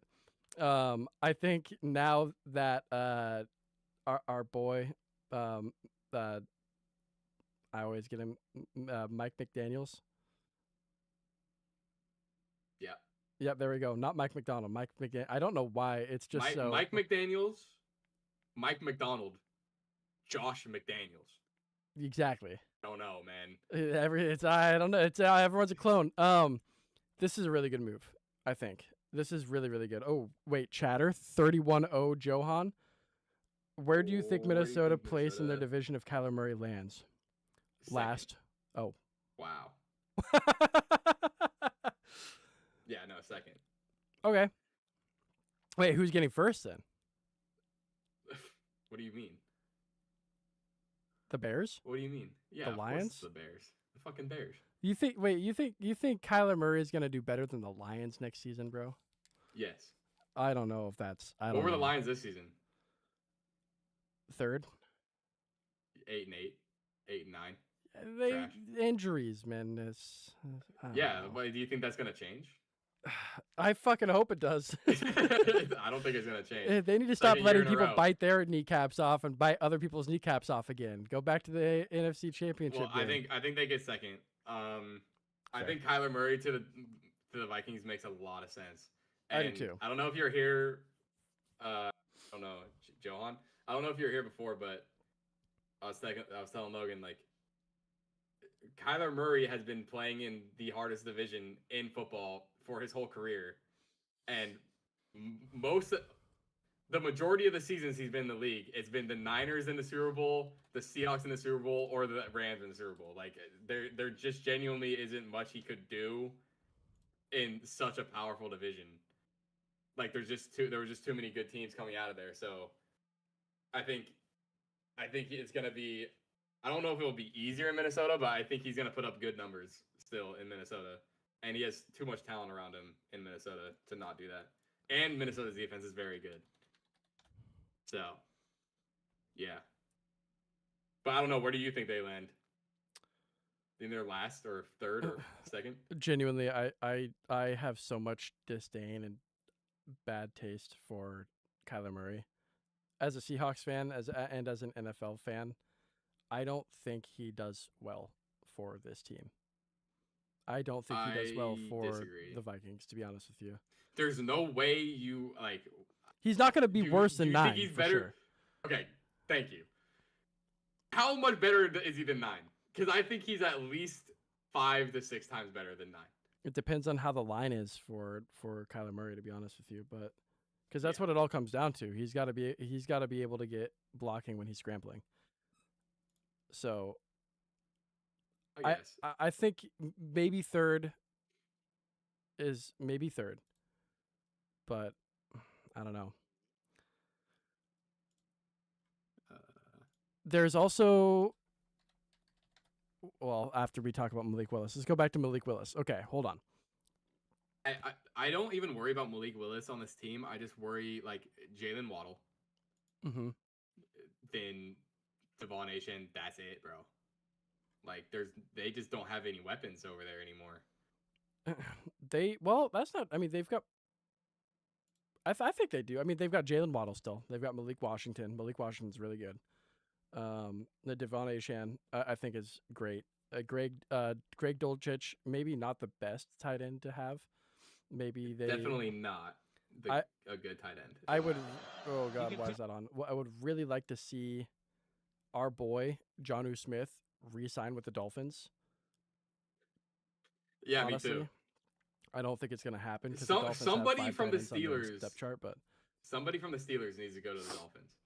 yeah, I don't care which guy it is, but like that tight end room is way too crowded over there. Jonnu Smith got dropped. He got dropped? Yeah, he got dropped last week. Oh my God. What the fuck was the point of the whole dude? I don't know. The Steelers. This is why I hate the Steelers. They take talent from the previous season. They go, "You're not allowed to be good. Not even for our team, but we're signing you." It's like, what? I don't. What the fuck was the point of getting him? There was no point. There was no point at all. If I were Jonnu Smith, I would be pissed because he went from a 16 touchdown season to a 0 touchdown season in a real quick hurry, and it's all because Aaron Rodgers is a piece of shit. Okay, Malik Willis. Yeah. I think though, it's gonna be a rebuild. We already can see it, right? But I don't think this because he got the same deal that Justin Fields got last season with the Jets. However, the Dolphins are not the Jets, and I think they're going to be. I don't think they're gonna get any better than they, were last year when it comes to being, placing in the conference. However, I think they improved their record. I think they improved to 9-8. I think they have a winning season and miss out on the playoffs next season with this team that they have. There might be a couple of different additions they might need to make, but their defense is they have a solid base. Yeah, they just they need a star. I like that, and I actually like. Oh shit! Wait, hold on. You're like 8 to 9 wins for there it is. Team next season, but I think they're super good. Per Tom Pelissero, Kyler Murray has signed a 1-year contract with the Minnesota Vikings. Yeah. Okay. That's what I'm talking about. Yes. Okay, it's happened. Yes, it has happened. It has happened. You heard it here first as a What's Left breaking news story. We broke the news first. We broke the news first. Seconds after it was broken. We broke the news twice. We broke it 2 times. Hell yeah, that's fucking sick. I think this is great for Minnesota. I think this is really, really good. Again, Kyler in the NFC West, it's the hardest division. He's going to another tough one, but I think he puts up really good numbers. I think he's definitely way better than 9. 1-year deal, perfect, right? That's Agreed. Exactly what you want to hear. That's what they did. I mean, that's what they've done with all these quarterbacks they've brought up, right? They did it with Sam Darnold. They did it with Daniel Jones. And I mean, yeah, Daniel Jones didn't play, but then he came in and with the Colts and he was perfect. And I think that this is the effect that what's his face, their head coach has. What's his name? KOC. Yeah, Kevin O'Connell. Kevin O'Connell. I think that is the effect that he has because he's like a quarterback guru, right? He brings the quarterbacks back from the dead. And this one in particular, I don't think he's gonna he's gonna resurrect him, but he's gonna be a little bit brainless. You know what I'm saying? This is definitely it's a trial improvement moment for KOC. Trial by fire, in my opinion, because are you a quarterback guru? And are you a quarterback guru and is 9 just fucking terrible? Yeah. Or are you not a quarterback guru? Because you should be able to do it with Kyler Murray, in my opinion. Your team should be a lot better. I mean, you guys should have 10 wins this season, at least 10 wins with Kyler Murray. Agreed. So. And I thought it was funny, I love this. Last season when JJ got hurt, when Carson Wentz got hurt, not Carson Wentz, he played for the Colts. When JJ McCarthy got hurt, and then Max Brosmer came in. And Carson Wentz came in too, and he got hurt as well. That's why Max Brosmer was in. No, you're right. It was Carson Wentz. I was right. Max Brosmer comes in, and everyone in Minnesota is like, dude, this guy is the legit real deal. And he was just not. And I was like, because I was scared coming to that game because I was like, this is a scary game. This could be a game that Max Brosmer is just like the guy. No. That was fucking so unfair. That was so unfair. Everybody was like, Max Brosmer's the fucking GOAT. Like, this is great. And then you guys were like, Yeah, but he's going against the Seattle defense Right. in Seattle. Yeah. Like, what? There's no way that dude is So in that game. I mean, granted, yes, I think Kyler Murray is going to be great. You know, Let's and fucking go, Johan. like, Johan, we broke the news first. We broke it first. You heard it here first, and then we sent it to Tom Pelissero, and then he broke the news after that. I just want to put that out That's there. what happened. I think he's going to do better than Max Brosmer and 9 put together. Oh yeah.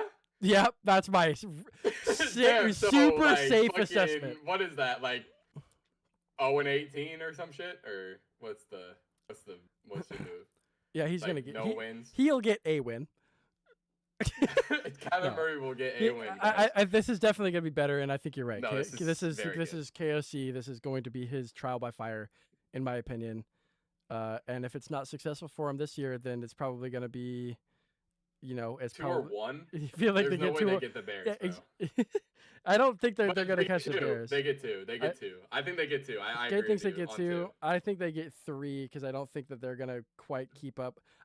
The thing that my issue is, like, I don't think. Oh shit! Something else happened. Oh no, never mind. We're good. I don't think that we. I can't put the Packers in last, and I can't put the Lions in last. You know what I Tough mean? spot, man. So the Bears are last. No, well, that's the thing. No, that like so. Remember 2 seasons ago when the Seahawks missed out on a playoff spot because of the loss to the Bills, and the Rams beat the Bills, but the Rams got in because they had beat the Bills, even though they had the same 10-7 record that the Seahawks had. I think we might see a really similar situation where everyone's split evenly on like divisional wins, but then it's going to be the out of division games that are going to count because everyone's going to end with like 9-8, 10-7 record, you know, and it's going to come down to those wins. So I think it's going to be really hard to identify who's going to come out on top in that division. That's actual kind of what assessment. I feel like. Isn't that kind of what happened this year in the NFC North too? Like, yeah, look, a little bit. I mean, look, I think this is a better fit for Kyler, but again, I mean, he coming out of the AFC or the NFC West, that is a tough division, and he's going into another tough one here. Like, this is not a walk in the park, but it has to be better, bro. It has to be. But like, I honestly think like it's still easier than the NFC West. Like, the NFC West is so fucking good. Yep. Like, it's definitely gonna be easier for him, but I don't know how much easier. I don't know. It remains to be seen. It does. It's Let's go. Mike Evans to the Niners. Okay, this is going into like the video that I saw because it was like a whole NFC West thing, right? And it was like, okay, the Seahawks just won the Super Bowl, and it's the Sean McVay sitting at a computer just like fucking seething, and then he just like pops up and he goes, "Sign Trent McDuffie right now." And they're like, "But we don't have the. Just do it. I don't care how you do it. Just do it. Fucking JSN. God damn it." And then it goes from the Rams, and then it goes to the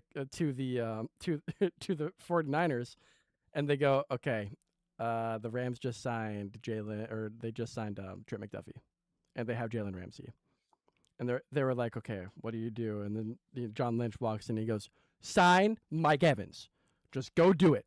No matter what you do, just go do it. We need a receiver to beat him. We need a receiver to beat this team." So then they might sign Mike Evans, and then it was the Arizona Cardinals, and the dude's just sitting at a fucking keyboard, like punching in like one letter at a time. And then it's like, how to draft someone good. And I was like, yeah, this is exactly what the NFC West is right now. Like, it is a war of attrition, you know? It is guerrilla warfare out here in this division because every single signing that anyone makes is good. Yeah. And it's going to bolster the team. Also, like, it's funny, but to be fair, you can't discount, like, part of the reason why you need to sign Jalen Watson, Jalen Ramsey, and Trent McDuffie is, like, you can't lose to the Cardinals. Yeah. You can't let Jacoby Brissett fucking run you up for 400 yards, bro. True. Like, they're not good, but he might just throw for 450 on you, and then there's nothing you can really do. Like, Right. The Cardinals aren't a good team, but like all of a sudden you're getting Michael Wilson and you're getting Jacoby Brisketed, and you're just like, what the fuck? And now you're gonna get Tyler Algier. Now, if that happens once, you're like, fuck. If that happens twice, you're like, okay, we're 0-2 against the fucking 5-12 Cardinals. Like, fuck. Yep, exactly. You know, like, it's just, that division's just a lot. It is. It is a lot. And Mike Evans going there does not make it any easier. No. I mean, the only thing you can really say about it is that he's injury prone. Yep. If the Niners re-sign Juwan Jennings, I like this. If they don't, I don't like this. Because you're just going to get into the same fucking situation again if you're the Niners. Like, you can't... If Mike Evans gets hurt, you're probably going to have injuries again this year. Yep. Because that's exactly what happened last year. And then you're going to go in to the playoffs, you're going to win a game, and then you're going to get fucking blown out. It's like, this is the same exact thing. They really need to sign Juwan Jennings, like, really bad. Because if Mike Evans goes down, you're going to be stuck again with Kendrick Bourne, and it's just like...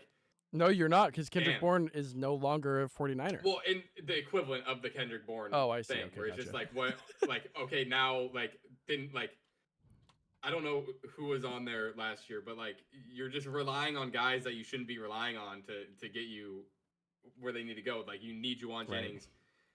And then also, if you are the Niners, you cannot send Mike Evans on fucking go routes, man. Just straight goes. You can't do it. No, he's got to be a possession receiver. Yeah, exactly. You have to run him on hitches. You have to run him on 10-yard digs. Things that he doesn't have to fucking overexert himself and, like, pop his hammy again. Like, right. And this is what I call the Hammy Watkins behavior. Like, you need to be just the middle of the receiver. Because every time you go on a fucking 9 route, you're going to fucking pull your hammy. Yep. It's just like, that's what happens every time that Sammy Watkins ran a fucking route. A couple years ago when he was playing for the Chiefs, and it pissed me off, and that's what's happening to Mike Evans right now. Both the times he went on a fucking 9 route coming back from injury, he popped his hammy again. It's like, you can't do it.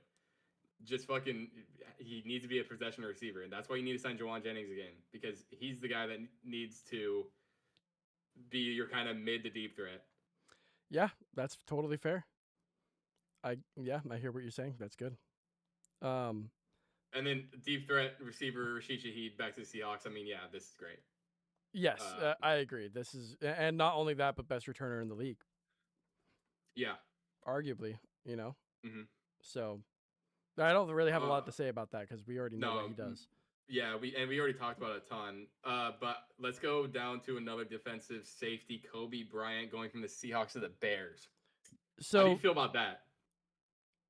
It's bittersweet because we weren't going to pay Kobe Bryant. We weren't. We knew we weren't going to pay him since the beginning of last season. You know, so he got his ring with the team that drafted him, and you know, he came up from the practice squad and everything, and I love his story. I really do. You know, and it's funny because we had Kobe Bryant and Michael Jackson playing at the same time, and on the same side of the field. You're never going to get that again in the NFL. I'll tell you that right now. Because now Michael Jackson plays for the Panthers, and that's just it's just not going to happen. So I really love it for him.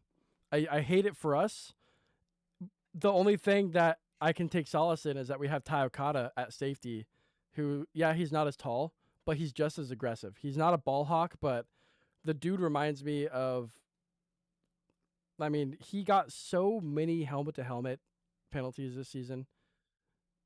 And then none of them really mattered because they weren't in crucial moments, but he still got a lot of them.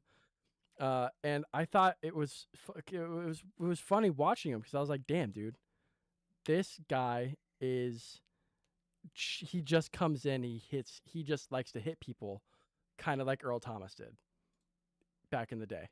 You know what I'm saying? And I mean, granted, like Kobe Bryant didn't really come down and hit hard. He was more of a ball hawk, but I think it's a good trade-off. I think we're getting a good trade-off here. So I'm not super worried about it, but I do like that Kobe Bryant got his bag. He's going to Yeah. a place that's going to, it's not a dead end team by any means. Like the Bears team is really good. They needed a couple of pieces on defense, and he's a really solid scheme fit for that team. So I'm happy for him. This is a straight upgrade because they, I believe, got Juwan Brisker is a free agent for the Bears. He hasn't signed with anybody yet, but he's a free agent. So having Kobe Bryant come in, I think that's either a lateral or a bit of an upgrade at the position. So good. Definitely good there. I kind of want to go to the Commanders real fast. The Commies making a whole bunch of signings. The Commies start off by signing Odafe Owe. I pronounced his name so wrong. 4-year, $100 million deal, edge rusher. Great signing. Really good edge rusher that was drafted by the Chargers. And then they go out and get Chig Okonkwo from the Titans on a 3-year, $30 million deal. I don't know how I feel about this one because Cade Otton just signed a 4-year, $40 million deal with the Buccaneers. And I don't feel like Chig and Cade Otton have the same value. I think they may have gotten a little fleeced on this one by Chig Okonkwo's agent. However, I still like Chig Okonkwo. I think he's a great tight end.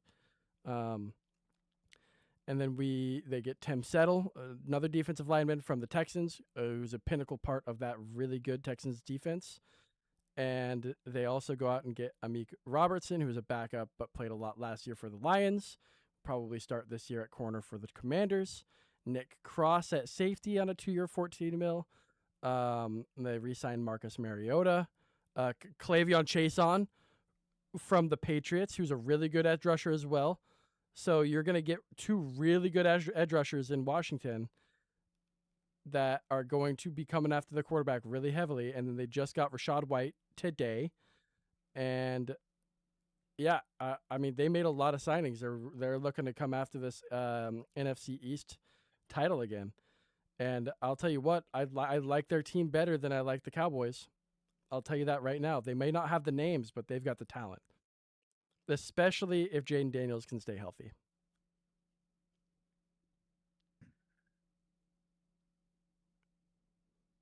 Yeah, I mean, it really just depends on that. But they did sign. I mean, Marcus Mariota again. I mean, he got signed. So yep. No matter what, you're safe. Bad. Because Marcus Mariota is going to come. I mean, he comes in, he wins games. He does a good job. Yeah. He almost won that one. Wasn't it? It wasn't against the Seahawks. It was another team. No, the Seahawks destroyed them. Yeah. The Seahawks were the one that ended really Jaden Daniels' season last year. Who was it? It was. Who was that against? It was the Broncos. Yeah, the Broncos. That's right. They lost by a field goal at the very last second. I remember that game. No. They lost because they went for 2. Oh, that's literally the same exact play that happened with the Raiders and the Jaguars. That's right. Same exact thing. Yep, that's right. The guy was wide open in the end zone. Dude, Marcus Mariota throws it, and the fucking that edge rusher fucking knocked it down. What's his name? From the Broncos, that really good dude. Nick. Oh my God! Why?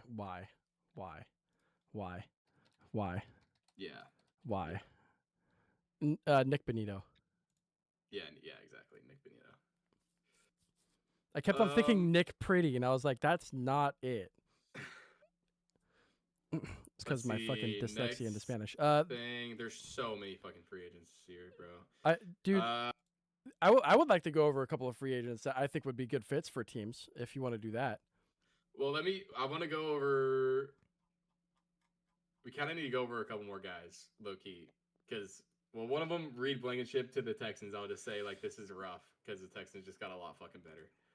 Yeah, that's for sure. And then we have Kenneth Gainwell from the Steelers. He's going to the Buccaneers. Pretty good. He's going to be a pass catcher because Rachaad White's gone now. But was Rachaad White ever the pass catcher there?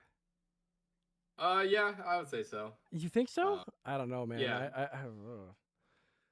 Oh. Yeah, I mean, he got used in the slot a lot when he was playing.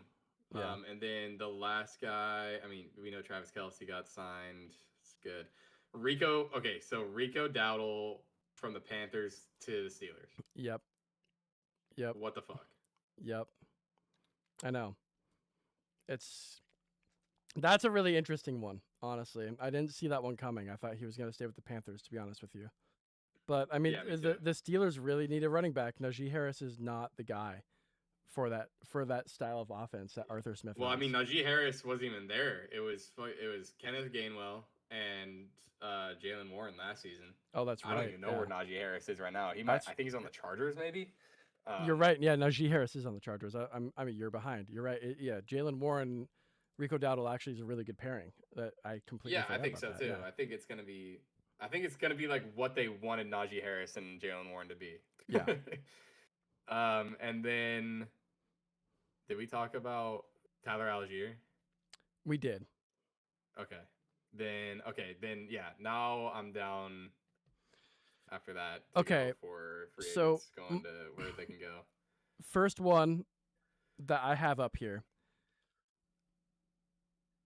I know what you're gonna say to this. You're gonna say, "Don't fucking do it," okay? Because we still don't know, but I think we're gonna find out in the next couple of weeks what Joe Mixon is dealing with. Okay. Yeah. And he's going to sign somewhere as that second guy. So I think, I mean, yeah, we just signed Emmanuel Wilson. As a Seahawk fan, I would like to see Joe Mixon get his second shot in Seattle. I mean, I know he's almost would be his 30. Third shot, low key. I know he's almost 30. I know he's dealing with stuff. I don't think he's going to get paid the $8.5 million that he wants to get paid. He's going to get paid on the league minimum, but I think there's opportunity there for him to be good again. So for at least a season. Yeah, I mean, the Seahawks maybe. I think he might go to the Jags, dude. I could see that too. He might, if he's going to be a free agent. Yeah. I don't know what the contract is, but if he's free, I could see him going to the Jags because they need a running back right now. Yep. It's in division. I mean, which even would be really rough for the Texans if he turns out to be good. But the Falcons need a backup running back, low key too. Yeah, they could probably. But then again, Najee Harris is also a free agent, so he could be a good fit with the Falcons as a backup too.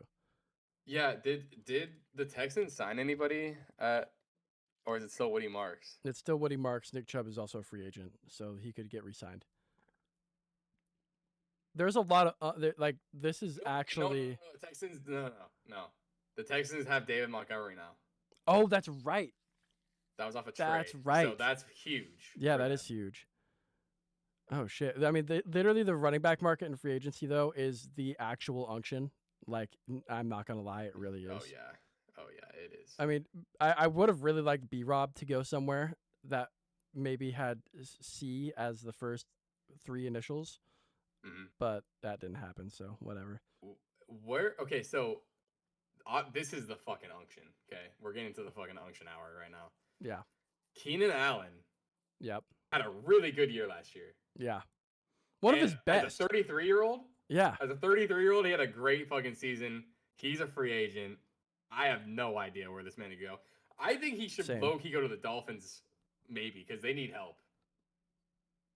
Their wide receivers. I could see the Dolphins. I could also see.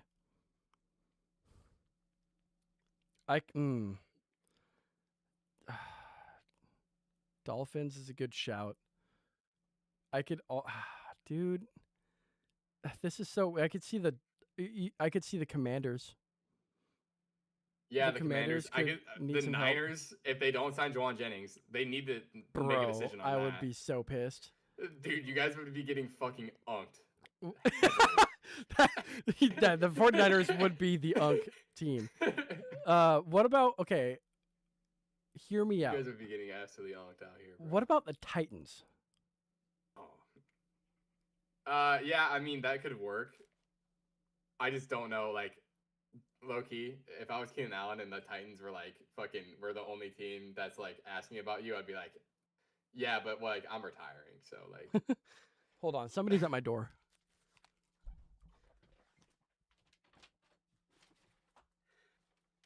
Another person that's like kind of interesting that no, I don't feel like many people are talking about is Cam Jordan. I mean, he's really old, but he's a free agent also coming from the Saints. I don't think you really have to pay that much to get Cam Jordan on the edge. I have no idea. There could be a couple places where Cam Jordan could go. Bro, I'm sorry. I honestly like. I just got Skyrim NPC'd so hard right there. I literally just said, "Someone there? Must have been the wind." Okay. Sorry. But yeah, Cam Jordan's interesting because he's a super old edge rusher, but he still has some production. You wouldn't really have to pay him that much, I don't think. So Cam Jordan would be interesting to see where he goes. I mean, if I was the Saints, I would try to just sign him again if they could. But if you're looking for like a 1-year deal, maybe the Cowboys would be interested in him. I could see probably the Cardinals being interested in Cam Jordan as well, just to do like a 1-year thing. But the Cardinals, I don't know what their plan is. Like, I don't know if they're like soft tanking. I don't know, because their division right now is just so rough. I mean, you could just soft tank every year, and then when it's your time to go, you go. But just like get that draft capital right now. I don't know if I was the Cardinals, if I would be really trying to make a ton of moves. I think Tyler Algier was a good move. Just because you kind of want to see what he has. And when you're maybe in like 3 years, when he's 28, you can kind of see where he's at and see if he is actually an 1,000-yard rusher or not. And then you can kind of make your run for it. But I just don't see how the Cardinals could really be making much more moves to like really try to win, because I don't think they really want to right now. I mean, they've already made so many. I could see him going after somebody that's like good. As you're talking about edge rusher, yeah. I'm just talking about in general, but I was just saying I could see a team that would need an edge rusher right now are the Cardinals. Yeah. But I don't know if they're really trying to win. Like getting Cameron Jordan, if you're the Cardinals, that would be like we trying to win right now move. Yeah. And because he's 36, so. Yeah, I'm not really sure where the Cardinals' heads are at right now. Do you want to get into the real unction? Bro, I mean, I'm talking about fucking Cam Jordan. I don't know how much more unk we can get. Who's going to be the Raiders' backup quarterback? We know they're going to draft we know who they're going to draft. We know Mendoza, and he should start right off the bat, low key. He should. I don't really advocate for that much, but yeah, it should be him. So shit, I just canceled that. Oh my god, man, I don't know, man. The backup quarterback for the Raiders. I have a couple of ideas. Okay. Jacoby Brissett. I don't think Jacoby Brissett's a good decision. Okay. The only reason is because I think he needs to go somewhere where the quarterback is 100% going to get injured or is not going to be starting off the bat, which I think is probably a good place for him. Fucking Colts. Exactly. You read my mind.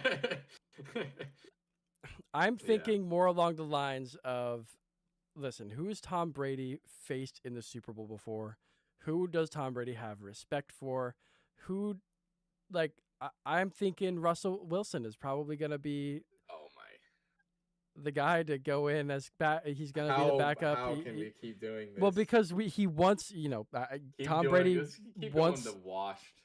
He wants somebody that's going to. I know, right? It's crazy, but I could see it because he wants somebody that he knows is going to be a good mentor for him, who's not going to be trying to come after his spot.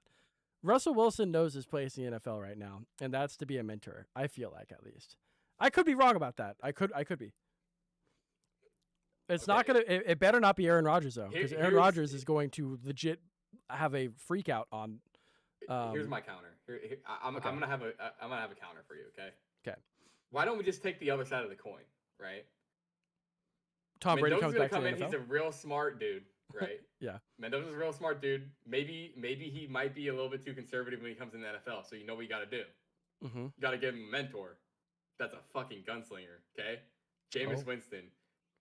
Come on. See, I'm not opposed to that. I think that would be really good. Or, you know what? They just do exactly what they did with Jackson Dart last year. They just go get Russell Wilson and Jameis Winston to give him a little bit of both. Yeah. That's what if that's just Russell Wilson and be Jameis surprised, Winston's though, like thing after the NFL? They just become quarterback coaches in tandem. Is That'd be Jameis sick. Winston not going to get signed back to the Giants? Because he probably should. I don't even see him on here as a. I don't see him as on spot track for a free agent. To be honest with you. Huh. Yeah, I don't see him. I don't know. But I could see Russell Wilson. I could potentially see Tyrod Taylor. Okay, I could see Tyrod. I could also see Jimmy Garoppolo, Jimmy G. And Jimmy G and Tom Brady have history, so I could see him coming in as a backup. And we know Jimmy G can still play. He did it this past year. We know Carson Wentz can still play at a really high level, although he just really injured himself this past season, so I don't know if he's ever going to come back, unfortunately. Yeah, there was just not much that could be done. Yeah. Other than that, though, I don't really see anybody on here, so I don't know. My other question is who... Wait, this might not be a question. Hold on. Let me just double check before I say something stupid. Oh, yeah, never mind. They've got Will Howard. Never mind. Yeah, I don't know. I think my favorite is probably Russell Wilson. And I know how much everyone's going to hate that, but Russell Wilson, welcome to the Raiders. That's crazy. You fucking Pete Carroll, then you go into Geno Smith, and then you go into Russell Wilson. Yep. Yikes. Yep. I know. Do you have any other free agents? Because I don't. I don't have any other free agents, but I have one more thing on the docket. Okay. I've got one more thing on the docket. Real fast before we do, I just want to see what we say here. Packers fans seem upset, so I'm happy. That's all I needed to read. Love it. Best part, doesn't count against comp picks. 26 years old. Yep. All right, I'm warming up to this Emmanuel Wilson thing.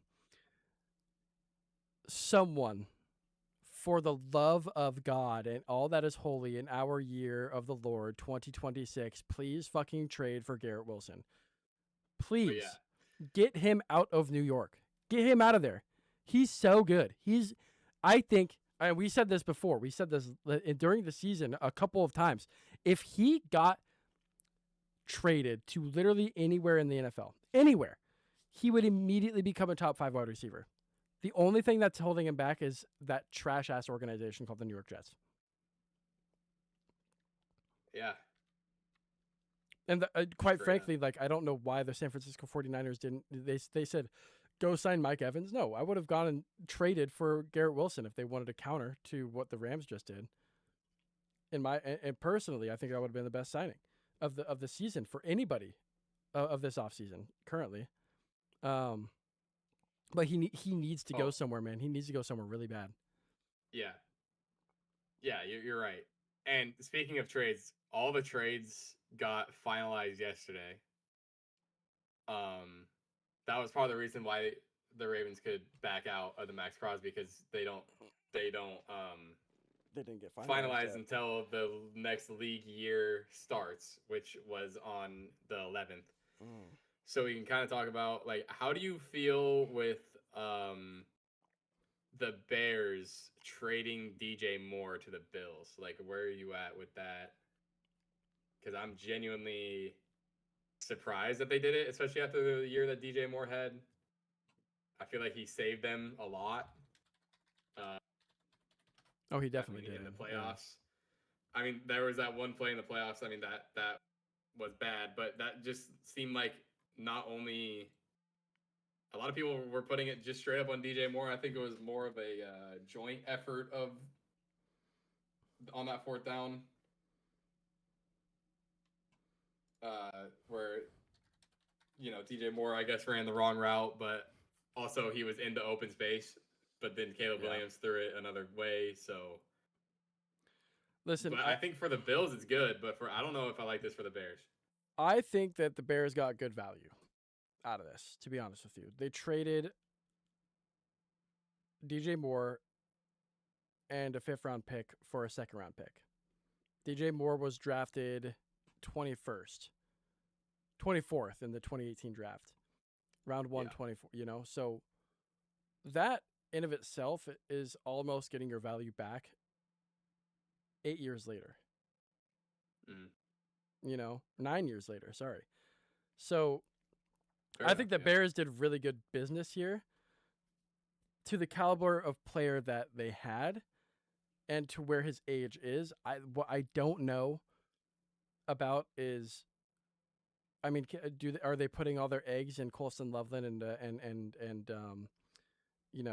Luther Burden's basket now? Because and Odunze too, and Rome Odunze. Yeah, they have good guys.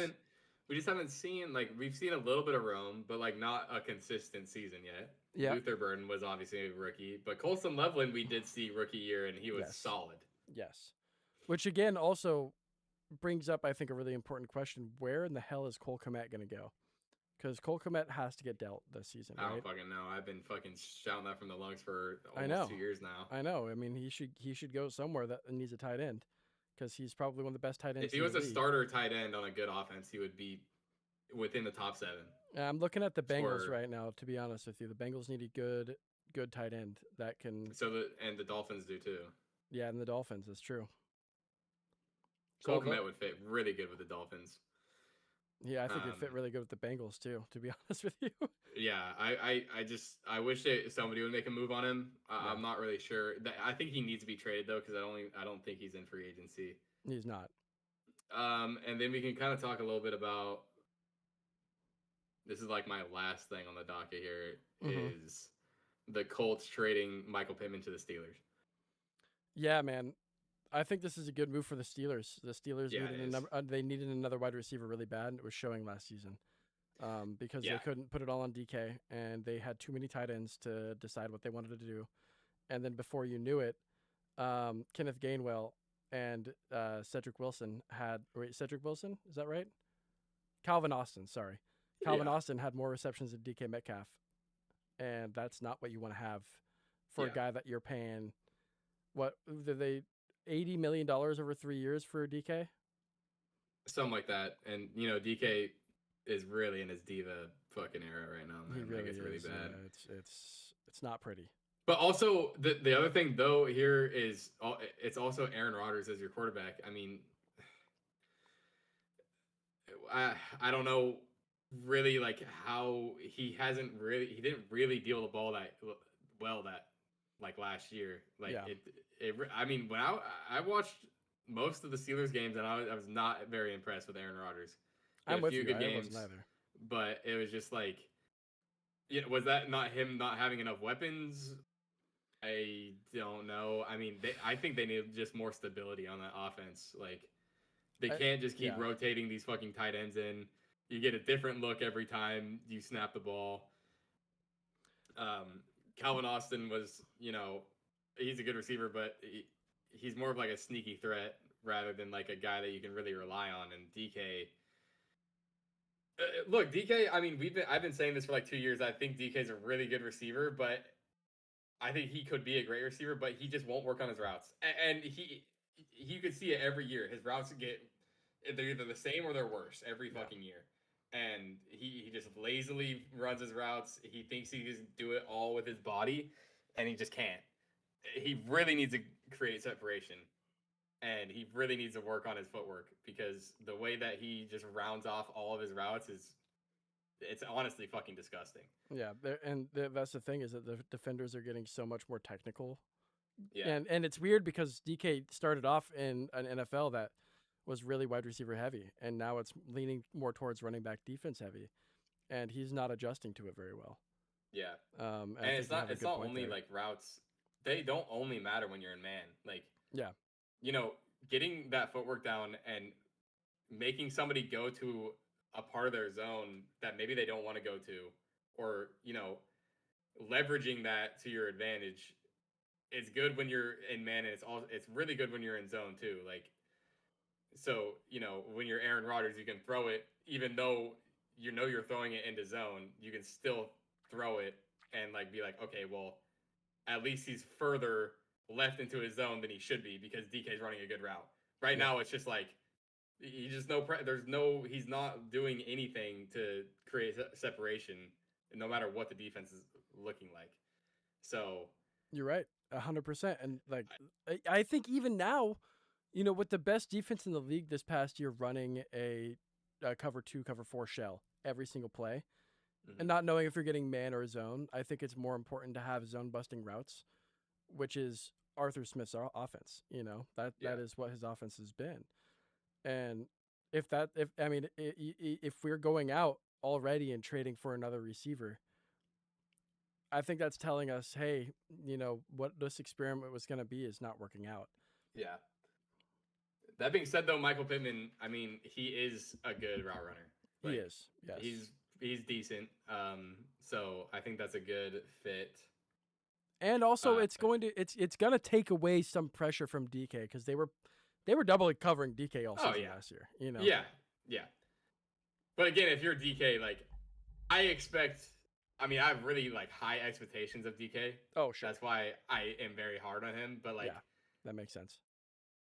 When you're Justin Jefferson or when you're Jamar Chase, it's like you win those.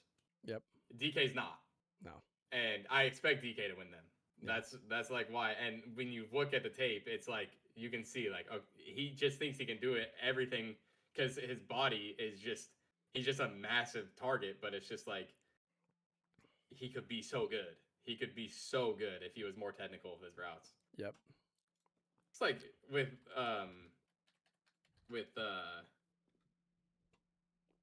Larry Fitzgerald, it's like he also had a massive frame and he was freaking jacked, and it was just like his routes were so good that it just compounded onto itself. Like that just made him that much better. Like if he just relied on his body to do all the work, he would not be realized as like one of the greatest receivers. So I was saying like DK has that in him, but you can't be lazy when it comes to your route running. Agreed. I think that's all we got for today, man. We got a solid 2 hours of NFL coverage in, man. Yeah. It's good shit. Hell yeah. Everybody on TikTok that stuck around, thank you. Everyone that came in, thank you. We appreciate it. Twitch and YouTube, get better next time. Just kidding.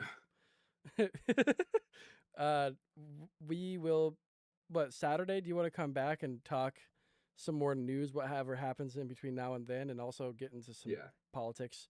Because there's some shit that needs to be talked about for sure. That I think we have good takes on that nobody else in, especially legacy media, really knows what the fuck is happening because they're so blinded by money.